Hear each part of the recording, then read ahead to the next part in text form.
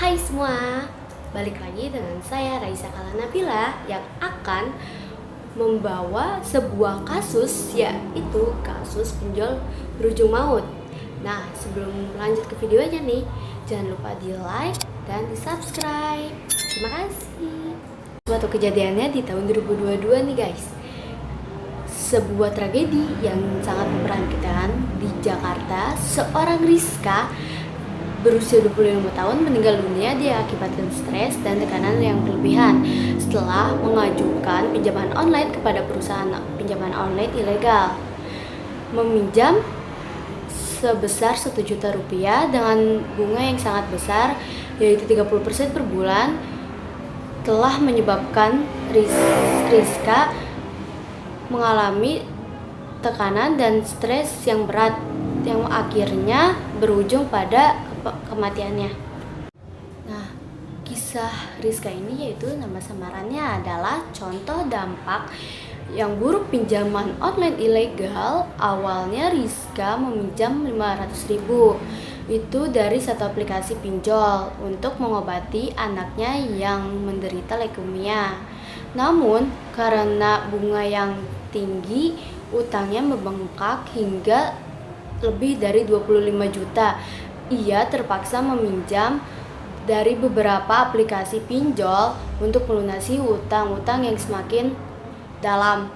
Rizka bahkan menerima ancaman dari penagih hutang yang menyuruh menjual ginjalnya. Rizka ditemukan dalam kondisi pingsan oleh petugas tergeletak dalam kasur di salah satu hotel di kawasan Gajah Mungkur, Semarang pada Selasa 10 petang. Sementara anaknya yang masih berusia 3 tahun 7 bulan sudah meninggal dunia saat ditemukan. Diduga setelah membunuh anaknya, Rizka berusaha bunuh diri. Suaminya itu sosok yang baik dan tak pernah marah. Oleh karenanya ketika ditegur suaminya, Rizka menjadi kalut. Setelah ditegur suaminya, Rizka lalu kabur dari sebuah hotel, di salah satu hotel yang bersama anak balitanya secara spontan. Rizka berusaha melakukan upaya bunuh diri setelah membekap anaknya hingga tewas. Kepada polisi, Rizka mengaku nekat mengambil uang tabungan senilai puluhan juta dan ditegur oleh suaminya uang puluhan juta itu akan dia gunakan untuk melunasi pinjol.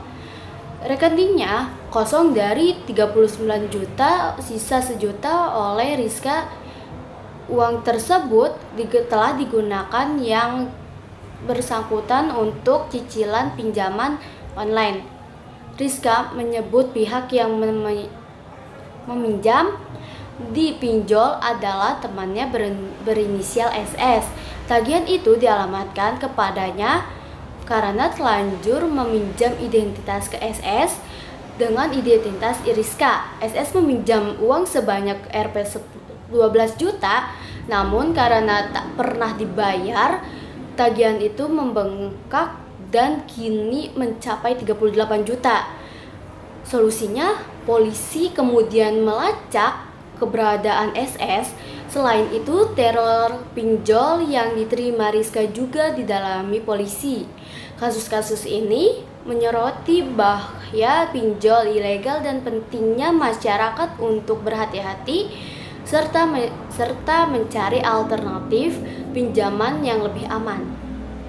Nah, yang pertama teorinya yaitu teori struktural fungsional menurut Emil Durkheim.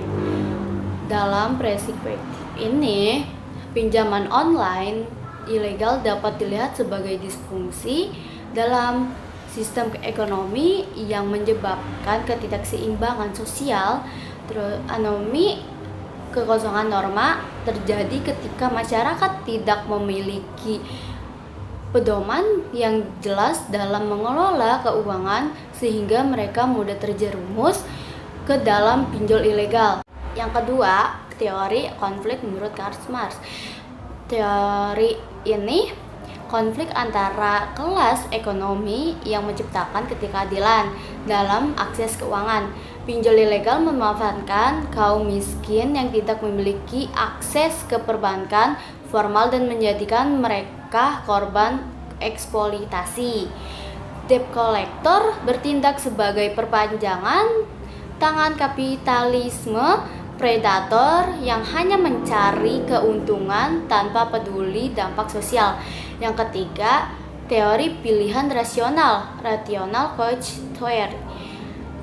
Peminjaman pengambilan keputusan berdasarkan penghitungan untung rugi, tetapi dalam kondisi mendesak mereka seringkali memilih solusi instan, meminjam uang tanpa mempertimbangkan konsekuensinya. Pinjol ilegal mengeksploitasi keputusan impulsif ini dengan memberikan pinjaman cepat tetapi berbunga tinggi. Nah, yang keempat, teori Strains menurut Roberts. Nah, menjelaskan bagaimana tekanan ekonomi dan sosial memaksa individu melakukan tindakan di luar norma, termasuk mengambil pinjaman online tanpa berpikir panjang. Saat mereka tidak mampu memenuhi harapan sosial, misalnya kebutuhan ekonomi, mereka mengalami strains atau tekanan mental yang bisa berujung pada keputusan hingga tragis. Nah, yang kelima itu teori labeling menurut Howard Becker. Korban pinjol seringkali mengalami stigma sosial sebagai orang yang ceroboh atau tidak bertanggung jawab. Stigma ini membuat mereka sulit mencari bantuan, menambah tekanan mental dan bisa berujung pada tindakan ekstrem seperti bunuh diri. Nah, yang terakhir, teori kriminologi kritis. Nah, menyoroti bagaimana hukum dan regulasi yang lemah memungkinkan pinjol ilegal berkembang tanpa kontrol yang ketat. Terus, kasus ini mencerminkan kegagalan sistem hukum dan ekonomi dalam melindungi kelompok rentan dari eksploitasi keuangan. Nah, yang pertama jenis konfliknya nih guys.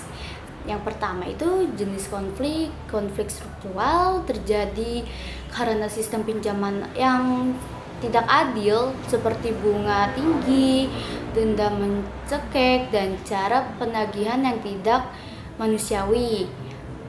Pinjol sering memanfaatkan celah hukum dan kurangnya pengawasan untuk menjerat korban. Yang kedua, konflik sosial. Keluarga korban seringkali turut berdampak secara emosional dan finansial. Masyarakat bisa terpecah antara yang menyalahkan korban karena dianggap tidak bijak dalam meminjam, dapat menyalahkan sistem pinjol ilegalnya.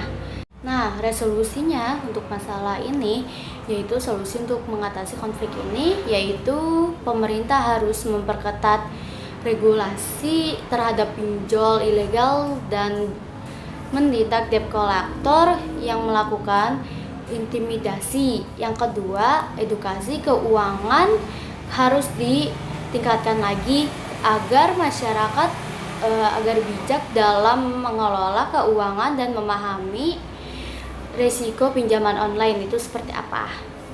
Yang terakhir, korban harus berani melapor jika mengalami ancaman dari pinjol ilegal. Nah guys, segitu aja dari kasus ini yang bisa saya sampaikan.